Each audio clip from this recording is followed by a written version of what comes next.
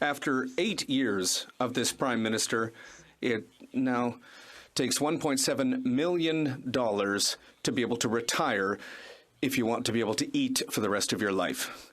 That's according to a study from the Bank of Canada. After 8 years of inflation that's the highest in a generation, 8 years of increases to mortgages, increased costs in rent, and increased cost of food. Because of the inflationist policies of this Prime Minister, people can't pay their bills. Will the Prime Minister finally take responsibility, personal responsibility for these problems so that we can fix what he's broken? The Right Honourable Prime Minister. Mr. Speaker, we understand that there are a lot of people, including seniors, who are facing difficult situations right now, but it's not true that we haven't been there for them over 8 years. To the contrary, we increased OAS by 10% for seniors 75 and over. We increased the Canada Pension Plan. We increased the GIS for single seniors. We made high-speed internet more affordable for vulnerable seniors. We doubled the tax credit, the GST tax credit, to help seniors. We will continue to be there for seniors, and we will continue to be there to support them in these difficult times, because we know that that's how we are going to get through these times together.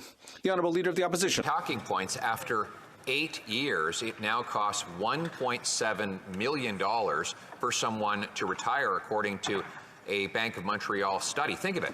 You now have to be a millionaire to be able to retire in this country after 8 years of this Prime Minister's inflationary deficits and taxes, after 8 years of doubling the cost of home heating with his carbon tax, of increasing food prices by burdening our farmers, by increasing the cost of everything through $500 billion of inflationary deficits. Why doesn't he personally take responsibility for what he broke so that we can fix it?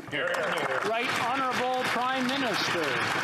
Mr. Speaker, it's ironic the member opposite speaks about fixing things. When we took office seven and a few years ago, one of the first things we had to do was reverse the cuts that member had voted for that would raise the age of retirement to 67 years old instead of 65. We continue to step up with increasing GIS by 10% for our most vulnerable single seniors, and in the years following, we have consistently been there for seniors, while Conservatives continue to call for more cuts, more austerity, while we've been there to support seniors, and we will continue to, Mr. Speaker.